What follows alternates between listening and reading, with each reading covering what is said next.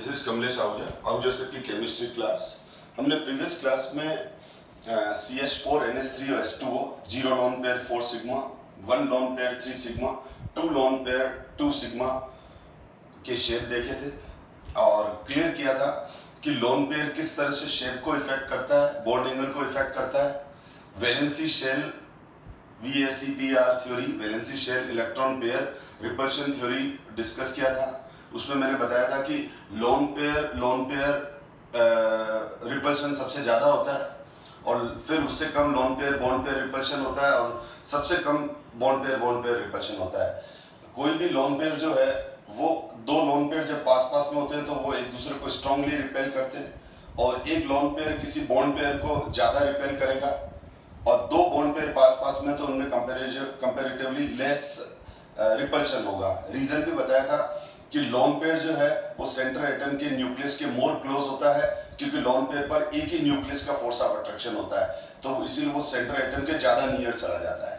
और जो bond pair है वो सेंटर एटम के न्यूक्लियस से मॉलिक्यूल के सेंटर एटम के न्यूक्लियस से कंपैरेटिवली ज्यादा दूर होता है लोन पेयर के। क्यों? क्योंकि बॉन्ड पेयर दो न्यूक्लियस के बीच में होता है तो दोनों न्यूक्लियस उसको खींचते हैं, एक सेंट्रल एटम और दूसरा टर्मिनल एटम। ये सारे पॉइंट मैंने लास्ट क्लास में डिस्कस कर रखे हैं। अगर कोई डाउट है तो इन पॉइंट्स के लिए आप प्रीवियस वीडियो को रेफर करें। आज मैं और फिर भी मैं ये बता दूं कि ये sp3 था, तो ये इस तरह से बताया था मैंने कि ये sp3 है, 0 lone pair 4 sigma CH4 tetrahedral 109 degree 28 minute bond angle, ठीक है।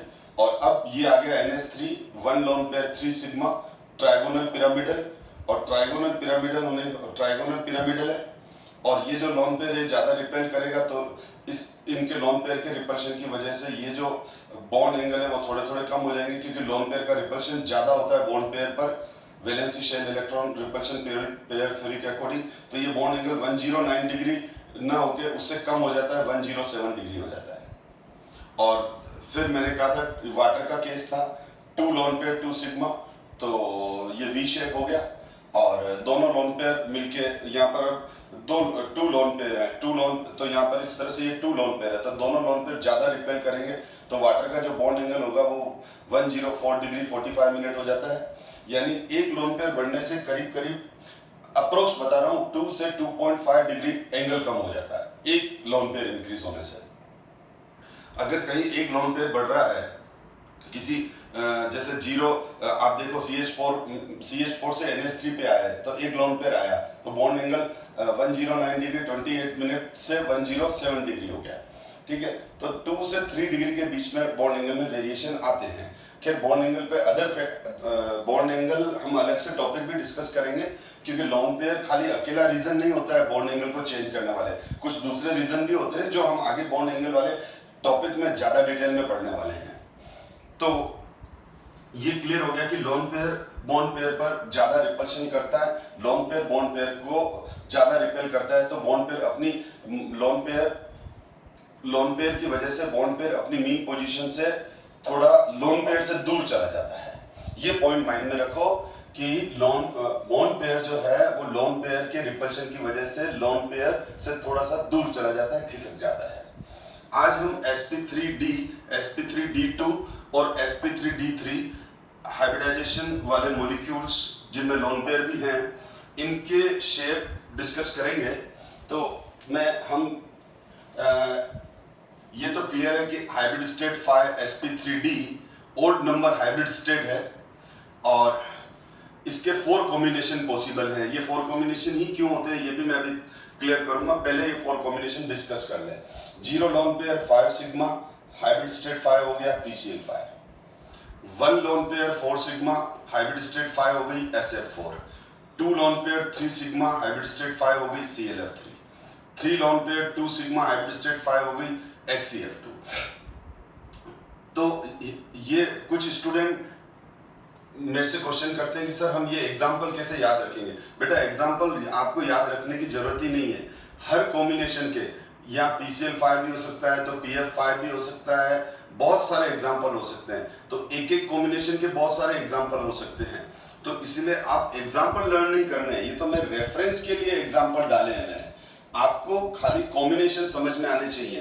क्यों? क्योंकि आपसे एग्जाम में ये थोड़ी पूछा जाएगा कि एक मॉलिक्यूल ऐसा बताओ, एक मॉलिक्यूल ऐसा बताओ जिस पर 3 लोन पे 2 सिग्मा है और उसका शेप क्या होगा। ठीक है, वो आपको एग्जाम में सीधा क्वेश्चन देगा कि explain shape in XeF2, explain hybridization in XeF2। तो मैंने आपको बहुत शॉर्ट, अच्छी सी शॉर्ट ट्रिक बता रखी है। हाइब्रिड स्टेट फाइंड आउट कर लेंगे। कोई भी मॉलिक्यूल हमारे पास एग्जाम में आएगा, उस मॉलिक्यूल पर हमको हाइब्रिडाइजेशन, उसका शेप, उसका बॉन्ड एंगल डिस्कस करना है। ठीक है, तो हम क्या करेंगे, हम सबसे पहले उस मॉलिक्यूल का जो सेंटर एटम है उसको देख लेंगे। जैसे सपोज करो हमारे को एग्जाम में आ गया ClF3 पे हाइब्रिडाइजेशन एक्सप्लेन करो, यूं थोड़ी आएगा। कोई क्वेश्चन आएगा तो क्वेश्चन में कोई एग्जांपल आएगा। तो हम क्या करेंगे, सबसे पहले क्लोरीन पर नंबर ऑफ लोन पेयर निकाल लेंगे। तो नंबर ऑफ लोन पेयर निकालने का फॉर्मूला क्या है, number of valency electron 7 minus total bond centre atom पर 3 डिवाइड बाय 2। तो ये 2 लोन पेयर आ गए, 2 लोन पेयर आ गए और साथ में ये 3 सिग्मा बॉन्ड आ गए। तो हमारी हाइब्रिड स्टेट आ गई 5sp3d। तो हम ये फाइंड कर लिया। तो हमारे लिए एग्जाम्पल इंपॉर्टेंट नहीं है, कॉन्सेप्ट इंपॉर्टेंट है। कॉन्सेप्ट क्लियर है तो आप ऑटोमेटिकली एग्जाम में जो ये एग्जाम्पल गिवन होंगे, इन गिवन एग्जाम्पल पे हाइब्रिडाइजेशन, उनके बॉन्ड एंगल, उनके शेप डिस्कस कर सकते हैं इजीली। तो सबसे पहले हम 0 लोन पेयर 5 सिग्मा की बात करें तो sp3d हाइब्रिडाइजेशन है, जो प्रीवियस क्लासेस में अच्छे से डिस्कस किया हुआ है। तो इसमें क्या होता है, 5 हाइब्रिड ऑर्बिटल बनते हैं। 5 में से 3 हाइब्रिड ऑर्बिटल तो प्लेन पे होते हैं और 2 परपेंडिकुलर होते हैं। क्योंकि ये पहले डिस्कस कर रखा है तो मैंने पहले ही लिख लिया है इसको, मेरे का टाइम सेव होता है, क्योंकि बनाने में टाइम खराब हो जाता है। अब यहाँ पर क्या हो गया, sp3d हाइब्रिड स्टेट है तो इसमें 5 हाइब्रिड ऑर्बिटल है, 1 2 3 4 5। इसमें से 3 हाइब्रिड ऑर्बिटल तो प्लेन में रहते हैं और 2 परपेंडिकुलर रहते हैं। जो ये तीनों हाइब्रिड ऑर्बिटल प्लेन में रहते हैं इनको हम इक्वेटोरियल हाइब्रिड्स बोलते हैं। These are equatorial sp3 hybrids. और जो ये 2 हाइब्रिड ऑर्बिटल जो प्लेन के परपेंडिकुलर होते हैं, या इन तीनों ऑर्बिटल्स इन इक्वेटोरियल ऑर्बिटल्स से परपेंडिकुलर होते हैं, तो इनको एक्सियल sp3 हाइब्रिड ऑर्बिटल्स बोलते हैं। तो यहाँ हाइब्रिड ऑर्बिटल्स को 2 पार्ट में डिवाइड किया हुआ है।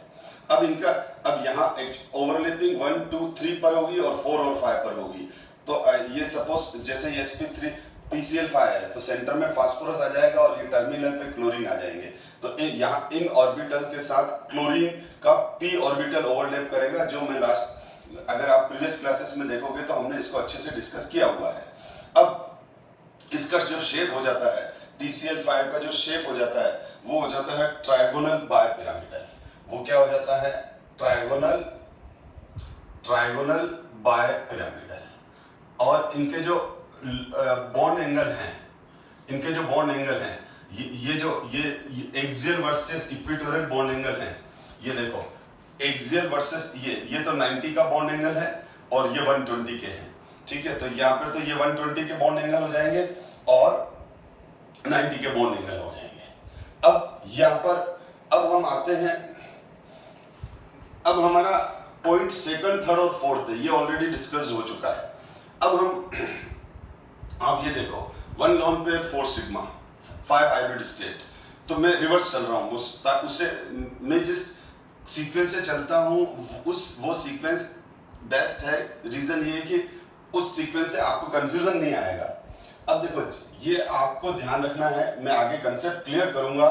मैं हमेशा बोलता हूँ कि कोई आप हर क्लास में देखते हो कि 1-2 पॉइंट कभी कभी, जरूरी नहीं कि हर क्लास के अंदर, कुछ क्लासेस के अंदर मैं ये बोलता हूँ कि है ना, अभी परेशान मत हो, इसको ऐसा कैसा एक्सेप्ट कर लो या रट लो या उसको एक्सेप्ट कर लो। ठीक है, और उसको उस पॉइंट को जो मैं बोल रहा हूँ वैसे चुपचाप फॉलो करो, बिना अपना ब्रेन सेट चेंज किए हुए, डिस्टर्ब हुए, क्योंकि उसका कंसेप्ट आगे आने वाला है। तो आप देखते हो कि वो आगे आ ही जाता है फिर कंसेप्ट। ठीक है, तो अभी आप ध्यान रखो कि जब ओड sp3d, sp3d2 और sp3d3, तो अब यहाँ पर हम हाइब्रिड स्टेट, अगर ओड नंबर हाइब्रिड स्टेट है, जैसे 5 ओड नंबर हाइब्रिड स्टेट है, तो ओड नंबर हाइब्रिड स्टेट में लोन पेयर प्लेन पे रखते हैं, इक्वेटोरियल हाइब्रिड्स पे रखते हैं। प्लेन मतलब इक्वेटोरियल हाइब्रिड्स। ठीक है, आपने देखा था sp3d2 स्क्वायर बायपिरामिडल, तो प्लेन तो होता ही है, sp3d3 पेंटागोनल बायपिरामिडल। तो इनमें जैसे यहां पर इक्वेटोरियल हाइब्रिड्स पर आएंगे, प्लेन पर आएंगे, ठीक है। तो जब हाइब्रिड स्टेट ओड हो तो लोन पेयर कहां आएंगे, तो lone pair arrange on equatorial hybrid. क्यों आएंगे बिल्कुल हम डिस्कस करेंगे, लेकिन नेक्स्ट क्लास में भी ये डिस्कस नहीं हो पाएगा, उसकी नेक्स्ट क्लास में जाएगा कि है ना यहाँ पर इक्वेटोरियल पर मैंने क्यों लोन पेयर रखे थे। लेकिन अभी आप लर्न कर लो, क्योंकि अभी हम शेप देख रहे हैं, तो शेप समझने के लिए जब हाइब्रिड स्टेट ओड नंबर में हो तो लोन पेयर आप कहां रखोगे, लोन पेयर आप रखोगे इक्वेटोरियल हाइब्रिड्स पर, ठीक है। क्यों में मत जाओ अभी, ठीक है, वो मैं डिस्कस करने वाला हूं। तो अब अगर मैं सबसे पहले एग्जांपल ले रहा हूं XCF2 का, ये XCF2, अगर ये XCF2 हो, PCF5 तो ऑलरेडी डिस्कस्ड है, ठीक है। तो XCF2 है तो अब यहाँ पर वही 5 हाइब्रिड ऑर्बिटल मिलेंगे, तो सेंटर पर क्या आ जाएगा, सेंटर में जिनोन आ जाएगा। सेंटर में क्या आ जाएगा, सेंटर एटम पर ये जिनोन है। और मैंने क्या कहा, अब इसमें क्या है, 3 लोन पेयर, तो तीनों के तीनों लोन पेयर अपन कहां रखेंगे, ये 3 लोन पेयर्स, ये 3 लोन पेयर्स, तो मैंने लोन पेयर को ब्लैक कर दिया, ये बॉन्ड में पार्टिसिपेट नहीं करेंगे। और रिमेनिंग दोनों फ्लोरीन एटम एक्सियल, ये दोनों फ्लोरीन एटम 4th और 5th एक्सियल हाइब्रिड ऑर्बिटल से यू और यू ओवरलैप करेंगे, ठीक है। तो यहां पर क्या हो गया, अब ये तो हो गया 3 लोन पेयर और 2 सिग्मा बॉन्ड्स।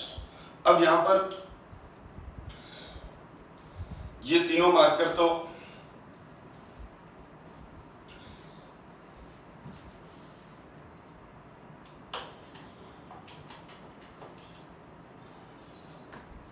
ध्यान देना, ये जो तीनों ब्लैक मार्कर है, ये जो 3 ब्लैक मार्कर है बेटा, ये तो है लोन पेयर, ठीक है। अब यहां इस केस में तीनों, और यहां पर ये जो 2 ब्लू है, मेरे पास 2 ब्लू पेन है, तो ये दोनों ब्लू, ये जो दोनों ब्लू मार्कर है, ये हो गए जिनोन फ्लोरीन के बॉन्ड, यानी ऊपर वाला और नीचे वाला, यहां बोलूं तो 4th और 5th, ठीक है। तो अब यहां पर देखो, यहां पर ये जो तीनों लोन पेयर है, इन्होंने बॉन्डिंग में तो पार्टिसिपेट किया नहीं है। अब यहां पर ये जो तीनों हैं, पहले इन तीनों लोन पेयर को देखो, 1 2 3, ये तीनों लोन पेयर है बेटा, ये रहे।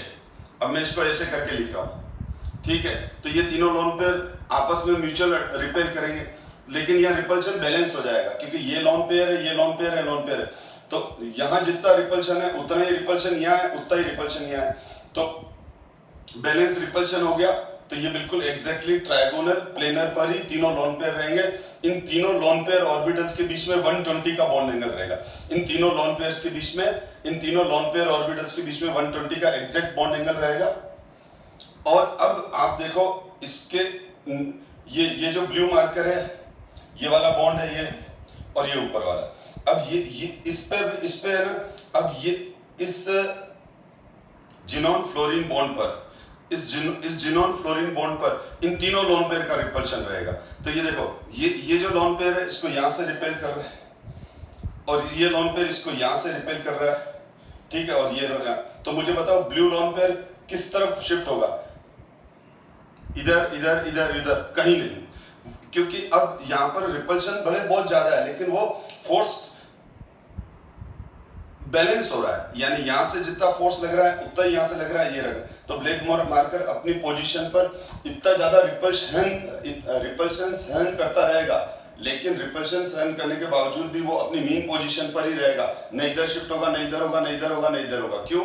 क्योंकि ये लोन पेयर का बैलेंस है। तो ये जो दोनों बॉन्ड है, मेरे कहने का मतलब ये है बेटा कि ये जो दोनों बॉन्ड्स हैं, ये जो दोनों बॉन्ड्स हैं, ये वाले, वो अपनी मेन पोजीशन पर रहेंगे। यानी आप जो शेप देख रहे हो ऑर्बिटल, तो इसका orbital arrangement exact orbital arrangement trigonal bipyramidal ही रहेगा। और शेप मैंने क्या कहा था, शेप बॉन्ड डिसाइड करते हैं। ऑर्बिटल अरेंजमेंट डिफरेंट है। ऑर्बिटल अरेंजमेंट तो ऑर्बिटल्स का अरेंजमेंट क्या है, तो वो तो ट्राइगोनल बायपिरामिडल है। लेकिन अगर आपसे पूछा बेसिकली आपको ऑर्बिटल अरेंजमेंट का क्वेश्चन कम आता है, आपको क्वेश्चन आएगा कि HCF2 का शेप क्या है, तो शेप तो बॉन्ड डिसाइड करते हैं, ठीक है, शेप तो बॉन्ड डिसाइड करते हैं। पिछली क्लास में भी मैंने आपको बताया था, ठीक है, कि पिछली क्लास में बताया था 0 lone pair 4 sigma tetrahedral CH4, एक हट गया 1 lone pair 3 sigma trigonal pyramidal, 2 हट गए 2 lone pair 2 sigma V shape. तो यहाँ पर भी अब ये तीनों लोन पेयर का कोई मतलब नहीं है, तो अब यहाँ पर क्या हो जाएगा, ये ऐसा का ऐसा रहेगा। तो यहाँ पर जो शेप हो जाएगा, अगर मैं शेप की बात करूं तो ये जिनोन हो गया, और ये जिनोन पर 3 लोन पेयर हो गए, 1 लोन, और लोन पेयर तो जिनोन एटम के ही पार्टिसिपेट हैं, सॉरी जिनोन तो ये जो तीनों लोन पेयर हैं ये तो जिनोन के इलेक्ट्रॉन्स हैं, जिनोन एटम के अंदर ही है। बॉन्ड तो 2 बन रहे हैं, एक बॉन्ड ये बन रहा है और एक बॉन्ड ये बन रहा है, ठीक। तो ये क्या हो गया बेटा, एक ही लाइन हो गई। तो ये क्या हो गया, तीनों एटम फ्लोरीन जिनोन फ्लोरीन एक ही लाइन पर है। और यहां पर जो बॉन्ड एंगल बन रहा है इन दोनों बॉन्ड्स के बीच में, वो 180 डिग्री का बॉन्ड एंगल है। और ये शेप क्या हो जाएगा, अब ये शेप हमारा लीनियर शेप हो जाएगा, दिस इज लीनियर। तो आपसे कोई पूछे HCF2 का शेप क्या है, तो हम बोलेंगे लीनियर शेप है ये। और क्योंकि तीनों लोन पेयर सिमेट्रिकली बैलेंस करते हैं, तो ये लीनियर शेप में ज्यादा स्टेबल रहेगा। क्योंकि यहाँ भले रिपल्शन ज्यादा है, लेकिन वो सिमेट्रिकल रिपल्शन होने की वजह से क्या हुआ, रिपल्शन बैलेंस हो गया। एक तरह से सारे रिपल्शंस ने एक दूसरे को कैंसिल किया, फोर्स वेक्टर क्वांटिटी, तो नेट फोर्स कैंसिल हो जाता है। तो ये हुआ हमारा HCF2 का। खाली अभी आपको एक ही पॉइंट याद रखना है कि लोन पेयर कहाँ अरेंज करो, जब हाइब्रिड स्टेट 5 है, मतलब ओड नंबर हाइब्रिड स्टेट है, तो आपको इक्विटोरियल्स पर रखना है। तो आई थिंक आपको HCF2 का शेप समझ में आ गया होगा कि ये लीनियर क्यों है। ये तो हमारे पास HCF2 लीनियर हो गया। अब हम आ रहे हैं ClF3 पर। बेटा, ठीक है, ये तो BCl5 वाला बना के छोड़ रखा है मैंने। अब मैं ClF3 पे आ रहा हूं। जब मैं ClF3 पे आऊंगा तो ClF3 में क्या है, क्लोरीन पर 2 लोन पेयर है और 3 सिग्मा है। क्लोरीन पर क्या है, क्लोरीन पर 2 लोन पेयर 3 सिग्मा है। लोन पेयर वही रहेंगे, lone pair arrange on equatorial, क्योंकि हाइब्रिड स्टेट कितनी है, 5 है, और हाइब्रिड स्टेट 5 है तो ऑड नंबर हाइब्रिड स्टेट है, लोन पेयर कहाँ रखने हैं, इक्विटोरियल पर। अब यहाँ ये हटा देता हूं, यहां पर क्लोरीन रख लिया, यहां पर क्लोरीन ले लिया, ClF3 है, और साथ में ये बॉन्ड हो गया, और इस बॉन्ड के साथ ये। तो अब ClF3 में क्या हो गया, अब ये ClF3 आ गया बेटा। तो आप देखो ClF3 में 2 लोन पेयर 3 सिग्मा है, तो ये दोनों तो लोन पेयर हो गए, ये दोनों लोन पेयर हो गए, और ये 3 सिग्मा हो गए। अब जो यहाँ पर सिचुएशन है वो बेटा बदल गई। अब यहाँ पर लोन पेयर 2 हैं, तो लोन पेयर का जो रिपल्शन है वो बैलेंस्ड रिपल्शन नहीं है। जो लोन पेयर का जो रिपल्शन है वो बैलेंस रिपल्शन नहीं है, क्योंकि यहाँ पर ये ध्यान दो, तो ये है। अब ये सिचुएशन आ रही है, तो यहां पर ये जो दोनों लोन पेयर हैं, ठीक है, ध्यान देना, ये दोनों लोन पेयर हैं, तो ये दोनों लोन पेयर इस रेड बॉन्ड को यहां से भी रिपेल करेंगे, यहां से भी रिपेल करेंगे। तो ये जो रेड मार्कर है जो कि बॉन्ड है, दिस इज बॉन्ड, इस लोन पेयर का रिपल्शन इधर और इस लोन पेयर का रिपल्शन इधर, ये रिपल्शन तो यहाँ बैलेंस हो गया। तो इस वजह से रेड मार्कर तो जहां है वही रहेगा, यानी यहां पर ये बोलूं, ये वाला ब्लैक बॉन्ड जहां है वही रहेगा, इस पे डिस्टरबेंस क्रिएट नहीं होगा। इस पे डिस्टरबेंस इसीलिए क्रिएट नहीं होगा क्योंकि यहां पर दोनों लोन पेयर का जो नेट फोर्स है, नेट बैलेंस है, वो क्या है, नेट बैलेंस मतलब उसके उसके ऊपर नेट फोर्स बैलेंस हो गया। यानी मैं अगर ये कहूं कि ये दोनों मार्कर तो क्या है, ये दोनों मार्कर लोन पेयर है और ये पेन हमारा ये वाला बॉन्ड है, तो ये लोन पेयर इधर रिपेल कर रहा है इसको, ये लोन पेयर इधर रिपेल कर रहा है, तो ये स्ट्रेट लाइन पर ही रहेगा। लेकिन अब यहां पर जो परपेंडिकुलर ये वाले जो बॉन्ड है, ये वाला में ये और ये वाले बॉन्ड है, तो ये इन बॉन्ड पर रिपल्शन क्या रहेगा, इन बॉन्ड पर रिपल्शन। अब यहां पर क्या होगा, यहां से समझ में आ जाएगा बेटा। यहां पर ये वाला जो रिपल्शन है, this repulsion is called loan pair bond pair repulsion.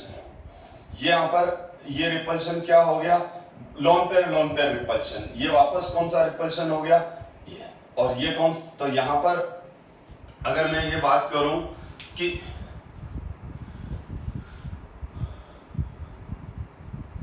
अगर मैं यहां डिस्कस करूं तो ये कौन सा रिपल्शन हो गया, this is the loan pair bond pair repulsion. कौन सा, ये वाला। और ये लो, और जबकि ये वाला जो रिपल्शन है, ये वाला रिपल्शन क्या है, this repulsion is called bond pair repulsion. ठीक है, और ये वाला लोन पेयर रिपल्शन है। तो इन दोनों में से कौन सा रिपल्शन ज्यादा होगा, लोन पेयर बॉन्ड पेयर वाला रिपल्शन ज्यादा होगा। यानी ये जो लोन पेयर है, ये भी कौन सा रिपल्शन है, loan pair bond pair repulsion. ठीक है, और यहां पर ये कौन सा रिपल्शन है, लोन पेयर रिपल्शन, ये वाला। तो अब हमको क्लियर हो गया कि ये जो लोन पेयर है, एक तो ये दोनों एक दूसरे को ज्यादा रिपेल कर रहे हैं, तो ऑटोमेटिकली ये इन बॉन्ड्स के ज्यादा नजदीक चले जाएंगे, ये डिस्टेंस कम हो जाएगी, ये एंगल कम हो जाएगा।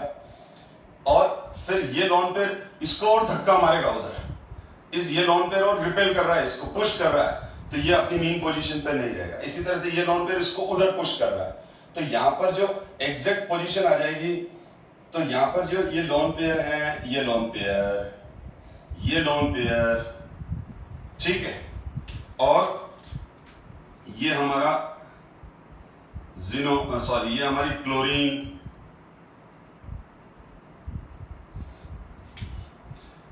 ये फ्लोरीन, तो ये वाला ब्लैक वाला बॉन्ड तो वैसे ही रहेगा। लेकिन due to lone pair repulsion, ये जो बॉन्ड है अब ये थोड़ा सा झुक गया इस तरह से, ये बॉन्ड एंगल, ये बॉन्ड क्यों टेढ़े हो गए, ये क्यों इस तरह से हो गए, due to lone pair repulsion. तो ये ऐसा हो गया। अब मैं इसको भी करेक्शन करना पड़ेगा, इन लोन पेयर रिपल्शन की वजह से ये बॉन्ड, अब ये जो बॉन्ड था, जो कि अब ये जो बॉन्ड एंगल था, अगर पहले 90 था बेटा, पहले तो 90 था, देखो अभी 90 है, लेकिन जैसे ही लोन पेयर का रिपल्शन आता है, तो due to lone pair repulsion, ठीक है ना, इस लोन पेयर का इस पे रिपल्शन, इस लोन पेयर का इस पे रिपल्शन, यानी इन लोन पेयर्स के रिपल्शन की वजह से ये दोनों बॉन्ड इन लोन पेयर से दूर की तरफ चले जाते हैं। तो ये जो बॉन्ड एंगल है अब वो लेस देन 90 डिग्री हो जाता है, 87.5 डिग्री के आसपास आता है, 87.5 डिग्री के आसपास आता है। लेकिन आपको एग्जैक्ट वैल्यू नहीं बतानी है, आप क्या लिखोगे यहाँ पर, यहाँ लिखोगे bond angle less than 90 degree, यहाँ लिखोगे bond angle less than 98 degree. क्यों रीजन लिखोगे, लोन पेयर का रिपल्शन ज्यादा होने की वजह से ये बॉन्ड लोन पेयर से दूर खिसक जाता है। तो ये रेफरेंस दिया हमने VSEPR थ्योरी का। तो जैसे तो ये वाला शेप क्या हो गया, अगर ये एग्जैक्ट शेप तो T था, अगर मैं यूं लेके लेता तो ये T था, अगर ये रिपल्शन नहीं होता तो मैं इसको ऐसे लिखता, तो ये शेप ऐसा है, नहीं है, ये शेप ऐसा नहीं है, ठीक है ना, ये शेप ऐसा नहीं है, ये फ्लोरीन था और ये फ्लोरीन था, ये शेप ऐसा नहीं है, ये शेप थोड़ा सा इस तरह से है, ठीक है, T नहीं है, तो हम इस शेप को बोलते हैं डिस्टॉर्टेड टी शेप। क्या बोलते हैं इसको, डिस्टॉर्टेड टी शेप बोलते हैं। तो ClF3 का शेप डिस्टॉर्टेड टी है। बॉन्ड एंगल लेस देन 90 है, ठीक है। बॉन्ड एंगल कितना है? लेस देन 90 डिग्री है। तो अगर आपसे कोई, अब आप बोलोगे सर एग्जाम में क्वेश्चन कैसा आता है, तो explain shape of the ClF3, एक ही आ गया, या फिर सीधे ही आ जाता है explain why ClF3 is distorted T. तो वो पूछ रहा है भाई ये डिस्टॉर्शन क्यों आया। तो हम सबसे पहले क्या करेंगे, ये स्ट्रक्चर बना के इस तरह से प्रेजेंटेशन दे दो और लिख दो कि according to VSEPR theory, according to VSEPR theory, valency shell electron repulsion pair theory, lone pair repulsion is maximum, उससे कम लोन पेयर बॉन्ड पेयर और उससे कम बॉन्ड पेयर। तो यहाँ पर लिखोगे कि टू लोन पेयर्स इक्विटोरियल्स पे होते हैं, ये दोनों लोन पेयर का मोर रिपल्शन की वजह से, ये दोनों लोन पेयर का रिपल्शन ज्यादा है, इसलिए ये लोन पेयर इस बॉन्ड को, एक्सियल बॉन्ड्स को अपने से दूर खिसका देते हैं, या यूं बोलो कि ये जो दोनों बॉन्ड हैं वो लोन पेयर से थोड़ा दूर चले जाते हैं और वो इक्विटोरियल बॉन्ड के ज्यादा नजदीक आ जाते हैं। ये रहा इक्विटोरियल बॉन्ड, तो वो 90 डिग्री की जगह लेस देन 90 डिग्री हो जाता है। तो इस तरह से ये डिस्टॉर्टेड टी शेप बन गया, ठीक है। तो इसीलिए हम ClF3 का शेप क्या लिखते हैं, ClF3 का जो शेप लिखते हैं वो हम लिखते हैं डिस्टॉर्टेड टी। अब आता है नेक्स्ट बेटा, तो यहां लिख देता हूं मैं डिस्टॉर्टेड टी।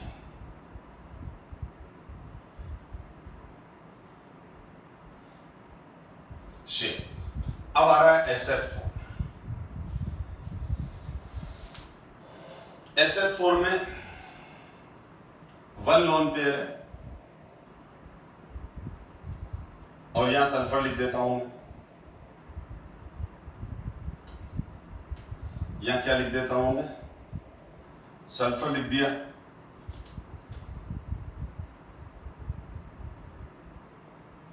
और ये फ्लोरीन, ठीक है।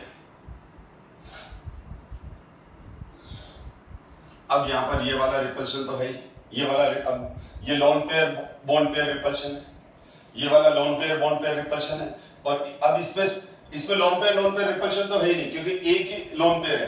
तो ये लोन पेयर सारे बॉन्ड को रिपेल करेगा, लोन पेयर सारे बॉन्ड को रिपेल करेगा। तो इस लोन पेयर की वजह से ये दोनों रेड बॉन्ड और दोनों ब्लैक बॉन्ड अपनी मीन पोजीशन से डेविएट होंगे, अपनी मीन पोजीशन से डेविएट होंगे, क्योंकि अब ये जो लोन पेयर है इन दोनों ब्लैक बॉन्ड को भी, इक्विटोरियल बॉन्ड्स को भी जो ये 120, ये दोनों इक्विटोरियल बॉन्ड्स हैं और पीछे लोन पेयर है, ये जो मेरा हाथ है ये लोन पेयर है, तो ये जो लोन पेयर है रिपेल करेगा तो इसको थोड़ा पास में ले आएगा, यानी यहाँ का बॉन्ड एंगल भी 120 से कम हो जाएगा, ठीक है। और ये वाला रेड बॉन्ड भी नीचे की तरफ आएगा और ये वाला रेड बॉन्ड भी थोड़ा, यानी कुल मिला के इस लोन पेयर से, तो due to lone pair repulsion, ठीक है, due to lone pair repulsion क्या होगा, due to lone pair repulsion, ठीक है। तो मैं यहां एरो पे लिख देता हूं due to lone pair repulsion, due to lone pair repulsion, reference डाल देंगे VSEPR थ्योरी। तो यहां पर सल्फर, ये तो हो गया सल्फर, और ये बॉन्ड भी अपनी मीन पोजीशन से थोड़ा शिफ्ट हुआ, एग्जैक्ट को यहां आएगा और ये इधर शिफ्ट हो जाएगा। तो इसका एक अनडिफाइंड सा शेप बन जाता है, अनडिफाइंड सा शेप बन जाता है। अब इसमें क्या होता है, ये लोन पेयर रिपल्शन की वजह से ये सारा अनडिफाइंड शेप बन जाता है कभी अनडिफाइंड शेप। मैं बोलूं ये क्या है, सर्कल है, ये क्या है, स्क्वायर है, ये क्या है, ट्रायगोनल, ये कौन सा शेप है, तो इरेगुलर शेप है, अनडिफाइंड शेप है, ठीक है। तो ये अनडिफाइंड शेप है, उसी तरह से ये भी अनडिफाइंड शेप है, लेकिन फिर भी क्या है, थोड़ा अलग अलग साइंटिस्ट, अलग अलग पर्सन की अलग अलग नजरिया होता है देखने का। तो कुछ बुक्स इसको डिस्टॉर्टेड टेट्राहेड्रल बोलती है, कुछ बुक्स इसको कुछ ऑथर्स इसको डिस्टॉर्टेड टेट्राहेड्रल बोलते हैं, क्योंकि ये टेट्राहेड्रल शेप है, देखो ठीक है। और देखो ये टेट्राहेड्रल होता है एग्जैक्ट, और ये देखो थोड़ा सा ऐसा मुड़ा तुड़ा है, ठीक है, इस तरह से है। तो कुछ ऑथर्स बुक के अंदर इसको डिस्टोर्टेड टेट्राहेड्रल लिखते हैं, कुछ सीसो शेप भी लिखते हैं। तो इसको इरेगुलर डिस्टोर्टेड और इरेगुलर टेट्राहेड्रल भी बोलते हैं कुछ ऑथर्स। और एनसीईआरटी बुक के अंदर सीसो शेप लिखा हुआ है। क्या लिखा हुआ है? सीसो शेप। जैसे सीसो में दो, आपने देखा होगा सीसो जब पड़ा रहता है, सीसो जिसपे छोटे बच्चे एक उधर उधर बैठ के इसे रोटेट करते थे, जब वो यूं पड़ा रहता है तो उसके दो स्टैंड होते हैं जो जमीन में गड़े हुए रहते हैं, और एक इस तरह से होता है, एक इस तरह से होता है। आप देख लेना, इसको ज्यादा कंफ्यूज करने की जरूरत नहीं है, अपन टाइम क्यों वेस्ट करें। लेकिन एनसीईआरटी बुक के अंदर सीसो लिखा हुआ है, तो एनसीईआरटी में क्या लिखा हुआ है? सीसो। तो अब मेरे को जब बच्चे क्वेश्चन पूछते हैं कि हम एग्जैक्ट आंसर क्या देंगे, तो किसी भी कॉम्पिटिटिव एग्जाम में अगर क्वेश्चन आता है या कहीं पे भी आपको एक्सप्लेन करने का आता है, तो आप सीसो शेप लिखेंगे, डिस्टोर्टेड टेट्राहेड्रल नहीं लिखेंगे। रीजन मैंने हमेशा बताता हूं कि जब भी कोई कॉम्पिटिटिव एग्जाम्स होते हैं या कोई भी एग्जाम होते हैं, तो जब कोई एम्बिग्यूटी होती है, यानी भ्रम होता है, कोई कंफ्यूजन होता है, तो जो एनसीईआरटी में लिखा रहता है उसको सही माना जाता है, इसीलिए इसको सीसो शेप बोलेंगे। वैसे मैं उन ऑथर्स के साथ रहता हूं जो मुझे ये डिस्टोर्टेड टेट्राहेड्रल ज्यादा नजर आता है, ठीक है, लेकिन फिर भी जो एनसीईआरटी में लिखा है हमारे लिए वो ही सर्वोपरि है, उसी को ही मानेंगे क्योंकि हमको मार्क्स चाहिए। तो हम सीसो शेप लिखेंगे बेटा। तो SF4 का शेप सीसो 4 है, सॉरी सीसो है एनीवे। और क्योंकि अब है ना, कुछ स्टूडेंट इसमें ही घुसे रहते हैं, ये सीसो कैसे है, यूं यूं करके सोचते रहते हैं। वो बच्चा अपना केवल टाइम किल कर रहा है, ठीक है ना।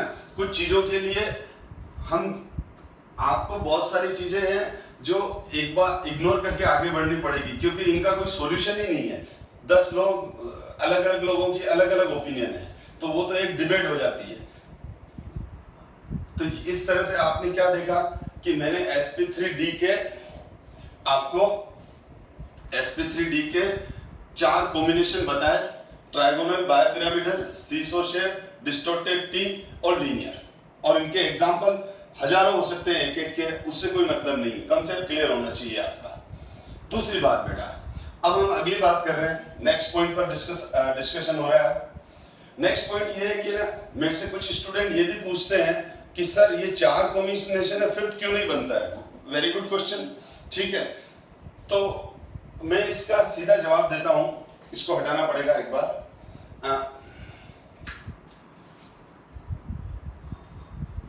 ये देखो, अगर मेरे को हाइब्रिड स्टेट गिवन हो, अगर मुझे हाइब्रिड स्टेट गिवन है और नंबर ऑफ वैलेंसी इलेक्ट्रॉन्स निकालने हैं, ठीक है, तो लोन पेयर निकालने का फॉर्मूला क्या होता है? लोन पेयर निकालने का फॉर्मूला होता है नंबर ऑफ, लोन पेयर निकालने का फॉर्मूला क्या होता है? लोन पेयर निकालने का फॉर्मूला होता है number of valency electrons, number of V electrons minus total bond on centre atom divide by 2, ठीक है। Number of V electrons, V मतलब वैलेंसी इलेक्ट्रॉन्स, तो मैं नंबर ऑफ वी इलेक्ट्रॉन्स, या वी किसको बता रहा है? वैलेंसी वी इलेक्ट्रॉन्स मतलब वैलेंसी इलेक्ट्रॉन्स। वैलेंसी इलेक्ट्रॉन्स मतलब क्या हो गया? Number of outer electron in outermost orbits, electron in outermost orbit किसी भी एटम में क्या हो जाएगा? 2 into lone pair plus total bond on centre atom. यानी अगर हमारे को किसी भी एलिमेंट में number of valency electrons find out करने हैं, तो मैं उसके सेंटर एटम पर जितने लोन पेयर है उसको 2 से मल्टीप्लाई करूंगा और फिर उसमें प्लस कर दूंगा टोटल नंबर ऑफ बॉन्ड्स। जैसे हमको मालूम है क्लोरीन में वैलेंसी इलेक्ट्रॉन्स कितने होते हैं? 7, सबको ही मालूम है, chlorine, fluorine, chlorine, bromine, iodine. अब 7 इलेक्ट्रॉन्स है। अब मैं इस फॉर्मूले से प्रूव करता हूं। अब अगर आपको ClF3 दे दिया, अब ClF3 में क्लोरीन पे 7 वैलेंसी इलेक्ट्रॉन्स है, तो मैं कैसे फाइंड आउट करूंगा? 2 into 2, क्योंकि ये रहा ClF3 का एग्जांपल, तो 2 लोन पेयर है, तो 2 into 2 प्लस टोटल बॉन्ड कितने हैं? 3। आप काउंट करो 7 आया कि नहीं आया? HCF2 पे बात करूं मैं, HCF2 की बात करूं, जिनोन में 8 वैलेंसी इलेक्ट्रॉन्स हैं। अब मैं हमको मालूम है जिनोन में 8 इलेक्ट्रॉन्स होते ही हैं, helium, neon, argon, krypton, xenon. अब जिनोन में 8 इलेक्ट्रॉन्स हैं, तो अब मैं क्या करूं? हमारे को ये जिनोन में क्या है? 3 लोन पेयर। ये देखो जिनोन में क्या है? 3 लोन पेयर है, तो नंबर ऑफ वैलेंसी इलेक्ट्रॉन्स कैसे निकालूंगा? 3 into 2 प्लस 2 बॉन्ड, कितना आ गया? 8। जिनोन में कितने लोन पेयर हैं? 3 लोन पेयर्स हैं, ये प्लस 2 सिग्मा बॉन्ड है, ये 2 बॉन्ड्स हैं, तो ये क्या? 2 into 3 6 प्लस 2 8, तो 8। तो सबसे पहले तो अब हमारे को ये बात क्लियर है कि किसी भी एटम की बात कर रहा हूं मैं, किसी भी एटम के अंदर आउटर मोस्ट ऑर्बिट में 8 इलेक्ट्रॉन से ज्यादा होते ही नहीं। आप एक सिंगल एग्जांपल मुझे बता दो एटम, क्योंकि रिएक्शन में एटम पार्टिसिपेट करते हैं, ये ध्यान रखना, ठीक है? अगर NaCl बना, आप बोलो सर Na+, Na+ भी Na से ही बना है। अगर नमक भी बना है तो वो सोडियम और Cl2 से भी बना है। मेरा सेकंड वीडियो बॉर्न-हार्ट्ज साइकिल देखो, ठीक है? तो कोई भी मॉलिक्यूल हो, वो बनना, उसका ओरिजिन स्टार्ट कहां से हो रहा है? एटम से हो रहा है, यानी वो एटम मिलकर ही मॉलिक्यूल बनाते हैं, ठीक है? तो यहां पर हम किसी भी एटम में 8 इलेक्ट्रॉन से तो ज्यादा होते ही नहीं। किसी भी एटम के वैलेंसी शेल में, सॉरी है ना, वैलेंसी शेल में आउटर मोस्ट ऑर्बिट में 8 इलेक्ट्रॉन से तो ज्यादा होते ही नहीं, ठीक है? अगर मैं ये कहता हूं, मैं बोल रहा हूं, तो इसका मतलब मैं ये बात करूं कि जब ये वाला केस है 0 लोन पेयर 5 सिग्मा, तो नंबर ऑफ वैलेंसी इलेक्ट्रॉन्स कितने होंगे? नंबर ऑफ वी इलेक्ट्रॉन्स कितने होंगे? 5, क्योंकि वी इलेक्ट्रॉन्स का फॉर्मूला मैंने अभी बता दिया, 2 into lone pair plus total bond on centre atom. तो यहां पर क्या हो गया? 1 लोन पेयर 4 सिग्मा, तो नंबर ऑफ वैलेंसी इलेक्ट्रॉन्स 2, ये आ गया 2 into 1 2 और 4, तो यहां आ जाएगा 6। खाली वैल्यू डालते जाओ, यहां लोन पेयर की वैल्यू 2 है, तो ये वाली वैल्यू 2 यहां डाल दो, तो ये आ जाएगा 7। अब यहां 3 लोन पेयर है, तो ये आ जाएगा 8, अभी करके बताया। तो अब मैंने क्या कहा? किसी भी एटम में 8 इलेक्ट्रॉन से ज्यादा होते ही नहीं, और ये 8 हो गए। और देखो ये जिनोन का एग्जांपल था, ये क्लोरीन का एग्जांपल था, यहां मैंने PCl5 लिखा था, फास्फोरस में वैलेंसी शेल में 5 इलेक्ट्रॉन है, SF4 लिखा था, सल्फर के वैलेंसी शेल में 6 इलेक्ट्रॉन्स होते हैं, ClF3 के क्लोरीन में 7 इलेक्ट्रॉन्स होते हैं, HCF2 के जिनोन में 8 इलेक्ट्रॉन्स होते हैं ना? अब क्वेश्चन आ जाता है दूसरा कि अगर मैंने 5th कॉम्बिनेशन बना लिया तो बन जाएगा 4 lone pair 1 sigma 5 hybrid state, तो 4 लोन पेयर के 8 इलेक्ट्रॉन्स और 1 9 इलेक्ट्रॉन्स। बताओ कौन सा एलिमेंट है? इस पूरी पीरियोडिक टेबल में आप ढूंढ के मेरे को भेज दो कि सर ये रहा एटम, इसके वैलेंसी शेल में 9 इलेक्ट्रॉन्स है, तो मैं 5th कॉम्बिनेशन भी बनाना चालू कर दूंगा। 5th कॉम्बिनेशन भी पॉसिबल है, पर ऐसा है नहीं, मुझे मालूम है, ठीक है? तो 4 electron 4 lone pair plus 1 sigma वाला कॉम्बिनेशन इसीलिए पॉसिबल नहीं है, ये उन्हीं एटम्स में पॉसिबल होगा जिसमें 9 वैलेंसी इलेक्ट्रॉन्स हैं। वैलेंसी इलेक्ट्रॉन मैक्सिमम 8 होते हैं। तो अब आपसे कोई पूछे कि इसके 4 कॉम्बिनेशन ही आपने क्यों लिखे, तो 4 कॉम्बिनेशन हमने इसीलिए लिखे बेटा क्योंकि 5th कॉम्बिनेशन उन्हीं के लिए पॉसिबल होगा इस केस में जब वैलेंसी इलेक्ट्रॉन्स 9 हो, जो कि पॉसिबल नहीं है। अब हम इसी कॉन्सेप्ट को अप्लाई करें sp3d। अब आ जाए अपन sp3d2 पर, तो sp3d2 पर हाइब्रिड स्टेट 6 है, sp3d2 पर हाइब्रिड स्टेट 6 है, तो अब इसके कॉम्बिनेशन कितने बनेंगे आप खुद ही बनाओ। चलो वीडियो को पॉज करो, जो वीडियो देख रहे हैं, जो क्लास में है वो तो ठीक है। अब ध्यान दो, अब खुद बना के देखो। तो एक बनेगा 0 lone pair 6 sigma 6 HS valency electrons. Valency electrons कितने आ जाएंगे? 6। 1 lone pair 5 sigma 6 HS, 5 sigma के 5 इलेक्ट्रॉन्स और 1 लॉन पेयर के 2 इलेक्ट्रॉन। वैलेंसी की बात कर रहा हूं, क्योंकि अगर सिग्मा, एक सिग्मा बॉन्ड में 2 इलेक्ट्रॉन होते हैं तो सेंटर का तो एक ही होता है ना, एक तो पड़ोसी का है जिसने, एक तो टर्मिनल का है जिसने आके बॉन्ड बनाया है।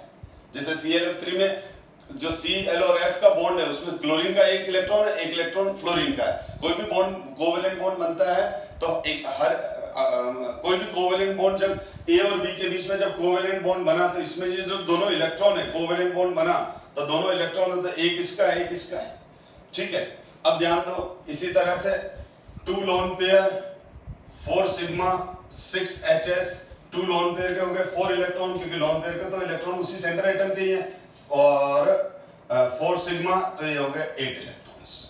कितने हो गए? 8 इलेक्ट्रॉन्स हो गए। अब फोर्थ बनाओ, 3 lone pair 3 sigma 6 HS 9 electrons. क्या ये पॉसिबल है?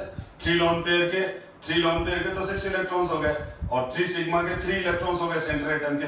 तो क्या ये पॉसिबल है? ये पॉसिबल नहीं है। तो इसका मतलब ये हो गया sp3d2 का जो कॉम्बिनेशन है, sp3d2 जो है उसमें 3 कॉम्बिनेशन से ज्यादा नहीं बनेंगे। sp3d में कितने बनेंगे? sp3d में 4 बनेंगे। sp3d2 में कितने बनेंगे? अच्छा, अब आ जाए sp3d3।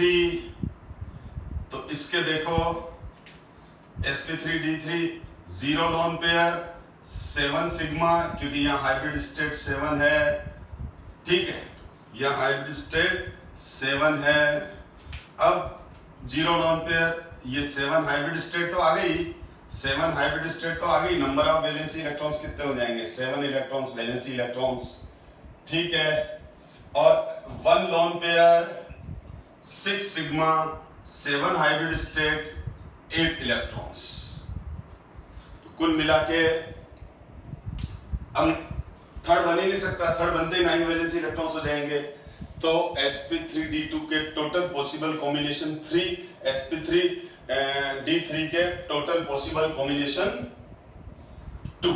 तो अब डेफिनेटली जब sp3d2 के 3 आ रहे हैं तो इसके 3 शेप बनेंगे। sp3d3 के 2 कॉम्बिनेशन आ रहे हैं तो इसके 2 डिफरेंट शेप बनेंगे। तो हम सबसे पहले sp3d2 hybrid state 6 even number hybrid state है, ठीक है।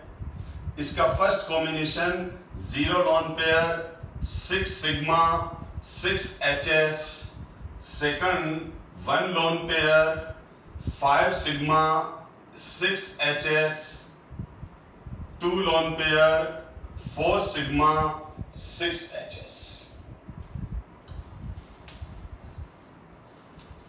क्लियर है?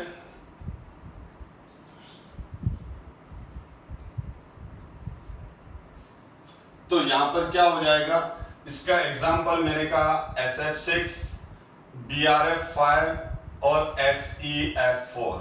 रिवर्स चेक कर सकते हो आप, ठीक है ना। XEF4 जो मैंने मेथड सिखा रखा है, क्या हो जाएगा? 8 - 4 divide by 2 lone pair 4 sigma 6 HS sp3d2। BRF5 bromine 7 - 5 divide by 2 1 lone pair 5 sigma 6 HS sp3d2, ठीक है। आ गई है। अब इनका शेप, तो SF6 का शेप क्या होता है? Octahedral, trigonal, bipyramidal. तो इसका शेप तो होता है ऑक्टाहेड्रल और square bipyramidal, square bipyramidal, ठीक है। और अब ये देखो,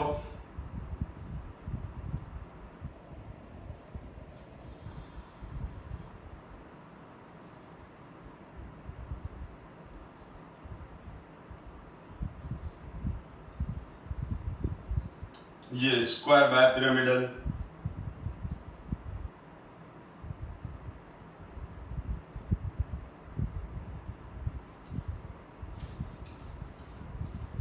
ये SF 4 प्लेन पर 2 परपेंडिकुलर स्क्वायर पिरामिडल, जिसको हम क्या बोलते हैं, स्क्वायर बाय पिरामिडल, जिसको हम ऑक्टाहेड्रल भी बोलते हैं। बॉन्ड एंगल सारे 90 हैं। अब यहां पर मैं इसको XCF2 में कन्वर्ट कर रहा हूं, सॉरी XCF4 में। 2 लोन पेयर 4 सिग्मा, ठीक है, 2 लोन पेयर 4 सिग्मा। तो देखो इसमें क्या है, जब हाइब्रिड स्टेट इवन नंबर में है तो आप लोन पेयर एक्सियल साइड्स पे रखो। वैसे ऑक्टाहेड्रल में कोई एक्सियल इक्वेटोरियल नहीं है, सब आइडेंटिकल हैं, लेकिन जस्ट समझाने के लिए बता रहा हूं कि आप यहाँ लोन पेयर यहाँ रखो। ऑड नंबर हाइब्रिड स्टेट में इक्वेटोरियल में, यानी अब जब हाइब्रिड स्टेट 7 आएगी तब वापस इक्वेटोरियल में रखेंगे। और मतलब हाइब्रिड स्टेट 5 और 7 में इक्वेटोरियल पे क्यों रखते हैं, इसका लॉजिक है, लेकिन आगे आने वाला है बेटा, ठीक है। अब आप देखो, एक बार क्या शेप कंप्लीट हो जाए, तो यहां पर मैंने ये दोनों क्या रख दिए, ये दोनों के दोनों क्या हैं, ये दोनों के दोनों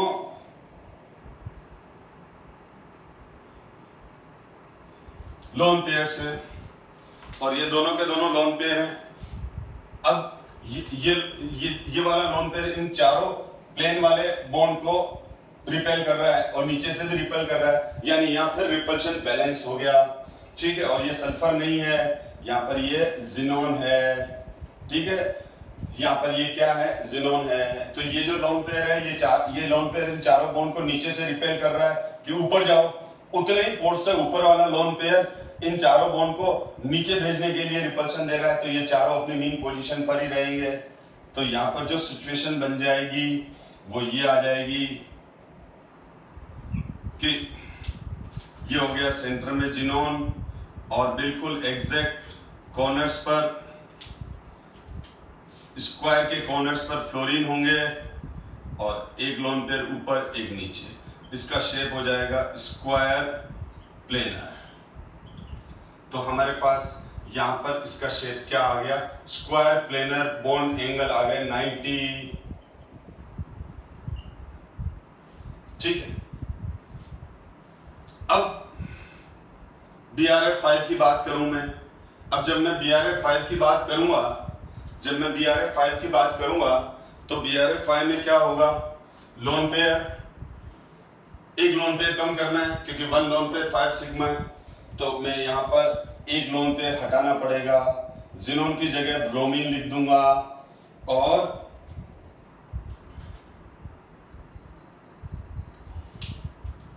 यहां पर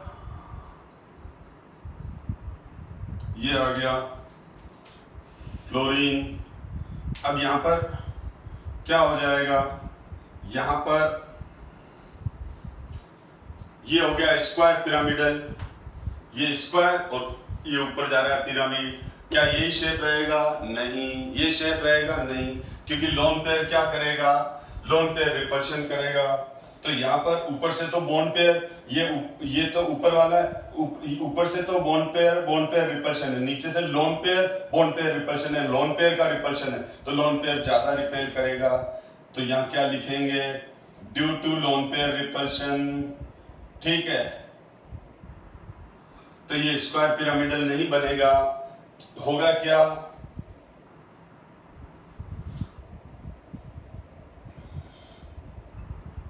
होगा ये कि ये ब्रोमीन, ये चारों, और ये एक फ्लोरीन। अब यहां पर इस लोन पेयर के रिपल्शन की वजह से ये फ्लोरीन मीन पोजीशन से ऊपर आ जाएगा, चारों फ्लोरीन अपनी मीन पोजीशन से थोड़ा कुछ अपनी मीन पोजीशन छोड़कर ऊपर की तरफ खिंच जाएंगे, ठीक है, यानी ये फिंगर्स हैं और इस पे नीचे अगर फिंगर्स को नीचे लो, ये फिंगर और थंब को नीचे से कोई फोर्स आ रहा है रिपल्शन वाला, तो ये यूं हो जाएंगे, ठीक है। तो उसी तरह से ये भी अपनी मीन पोजीशन से यूं तो नहीं होंगे, मतलब यूं ऊपर खिसक जाएंगे क्योंकि ये बॉन्ड है, ठीक है। तो अब क्या हो जाएगा, और ये लोन पेयर, तो ये बॉन्ड एंगल लेस, ये बॉन्ड एंगल 90 है लेकिन लोन पेयर रिपल्शन की वजह से बॉन्ड एंगल लेस देन 90 हो गया, और इस शेप को बोलेंगे distorted square pyramidal. This shape is called distorted square pyramidal, bond angle less than 90। तो ये वाला शेप हो गया हमारे पास डिस्टोर्टेड स्क्वायर पिरामिडल। तो इस तरह से हमने sp3d2 के भी जो 3 कॉम्बिनेशन है, 3 से ज्यादा बनेंगे नहीं, ये एग्जांपल चेंज हो जाता, ये BRF5 की जगह IF5 आ जाएगा और क्या होगा, ठीक है। तो अपन ने तो क्या करेंगे, मैंने जो मेथड बताया उसे हाइब्रिडाइजेशन निकाला, 1 लोन पेयर 5 सिग्मा आया, तो ये शेप आ गया, कोई भी मॉलिक्यूल हो सकता है। अब हम और आगे डिस्कस करें sp3d3, तो sp3d3 का क्या शेप होगा, देखो sp3d3 का होता है पेंटागोनल बायपिरामिडल। अब sp3d3 हाइब्रिड स्टेट 7 हो गया, ठीक है, और ये हो गई ऑड नंबर हाइब्रिड स्टेट, यहाँ वापस इक्वेटोरियल वाला कंसेप्ट आ जाएगा, 7 हाइब्रिड स्टेट IF7, और दूसरा हो जाएगा 1 lone pair 6 sigma 7 HS XEF6 xenon के वैलेंसी शेल में 8-6 डिवाइड बाय 2, 1 लोन पेयर और 6 सिग्मा बॉन्ड 7 HS, ये हो जाता है। अब यहां पर शेप जो है वो ये, यहां पर जो ये शेप है वो देखो आप, पहले भी डिस्कस किया हुआ है, ठीक है। ये आयोडीन, ठीक, ये 1 2 3 4 और 5, ये 5 तो प्लेन पे आ गए, ठीक है, और 2 परपेंडिकुलर चले जाएंगे, पेंटागोनल बायपिरामिडल,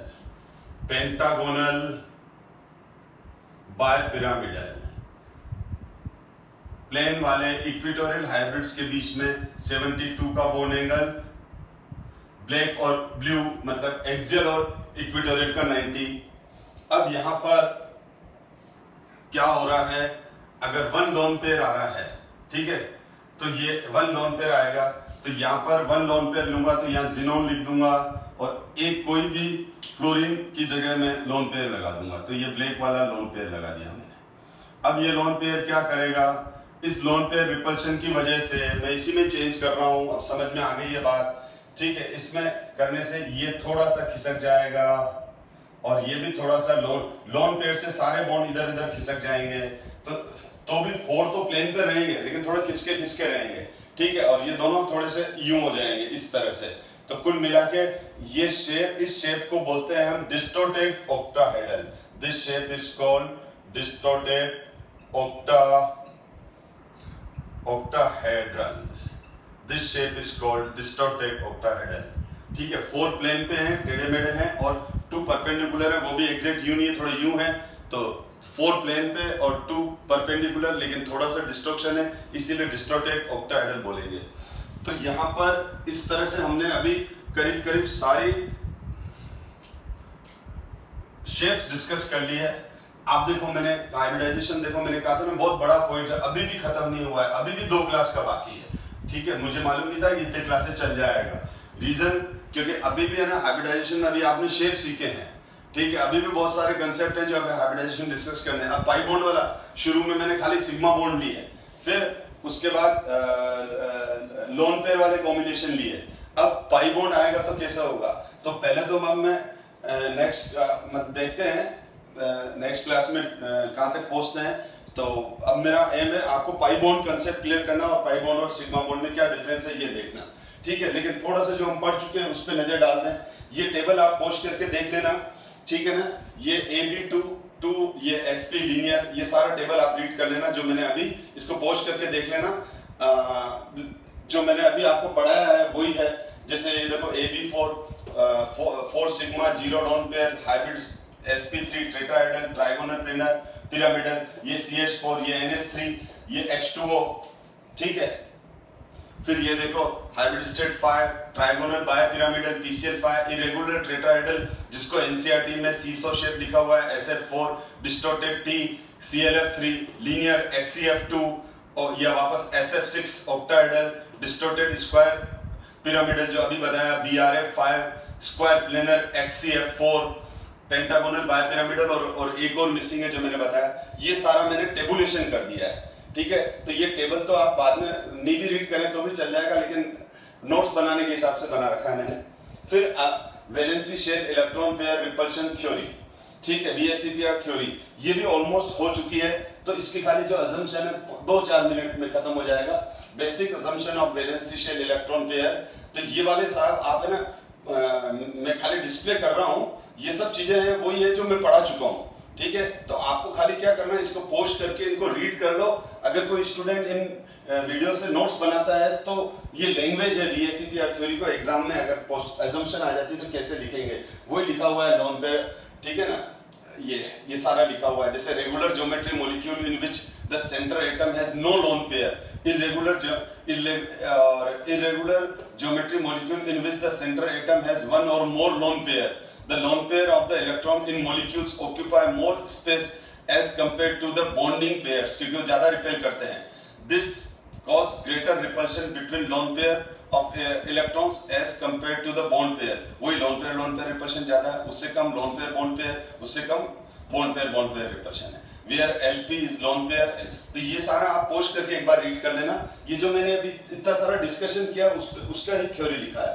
अब नेक्स्ट क्लास के अंदर बच्चों नेक्स्ट क्लास के अंदर हम आगे कुछ कंसेप्चुअल क्वेश्चंस और अभी जो पढ़ाया उस पर किस तरह के क्वेश्चन आते हैं वो डिस्कस करेंगे। फिर टाइम बचेगा अगर नेक्स्ट क्लास के अंदर तो मैं पाई बॉन्ड का कंसेप्ट क्लियर करूंगा और फिर पाई बॉन्ड और सिग्मा बॉन्ड में डिफरेंस देखेंगे। Okay, thank you so much.